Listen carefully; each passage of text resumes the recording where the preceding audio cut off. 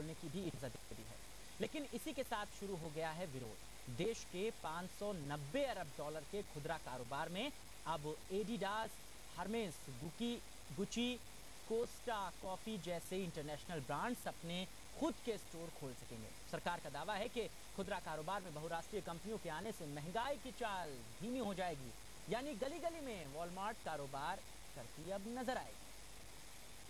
और इसी खबर पर और ज्यादा बातचीत के लिए हमारे सहयोगी अनुराग सीधे जुड़ रहे हैं। अनुराग, केंद्र सरकार ने पाला ये चला है कि वॉलमार्ट जब देश में आ जाएगी तो महंगाई कम हो जाएगी, लेकिन प्रदेश सरकार इसको अब पचाने के मूड में नहीं है। आग में घी का काम किया मायावती के बयान ने, और अब विरोध सड़कों पर है।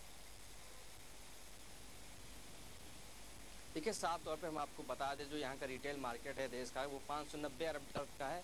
एक बड़ा रिटेल मार्केट है, जो इसका आधारभूत जो ढांचा है वो किसान से आता है। कहीं ना कहीं किसान अपनी उपज से बचा के अपनी जो आमदनी है वहाँ से खेती किसानी करके ये उपज करते हैं। जो फसलें हैं वो आती हैं, सब्जियों का जो भी स्टोर खुल जाएगा, जो प्रोडक्ट्स का स्टोर खुल जाएगा, जो इस तरह के जो स्टोर्स होंगे, कहीं ना कहीं जो व्यापारी हैं, जो कारोबारी हैं, उनको कहीं ना कहीं खत्म कर देंगे। क्योंकि देश में जो कारोबारी हैं, जो मेहनत कश हैं, वो कम से कम खत्म होते जाएंगे। ये रिटेल स्टोर आएंगे तो उसके बाद ये कहीं ना कहीं कंपटीशन में भागीदारी करेंगे। जो देश की कंपनियां हैं, जो देश के फ्यूचर ग्रुप हुआ, रिलायंस ग्रुप हुआ, जो इनके रिटेल स्टोर हैं, उनसे कंपटीशन होगा। तो उसके बाद धीरे धीरे उससे कंपटीशन पे ये चाइनीज मार्केट में सामान आएगा और चाइनीज कहीं ना कहीं सस्ता होगा और जाहिर तौर पे जो कस्टमर होगा जो उनकी तरफ जाएगा। तो यहाँ का जो मार्केट का जो एक तरीके से कहेंगे उसमें इतना ज्यादा उतार चढ़ाव हो जाएगा कि जो भारतीय किसान होगा, भारतीय मध्यम वर्ग का व्यापारी होगा, वो पूरी तरह से खत्म हो जाएगा। विरोध उसी बात को लेकर के हो रहा है कि जिस तरीके से सरकार की बात की जाए, जिस तरह से मल्टीनेशनल कंपनियों को एक तरीके से खुली छूट दे दी गई है कि अपने स्टोर यहाँ पे खोल सकते हैं। एडिडास, कुकी, ये अपने स्टोर यहाँ पे खोलेंगे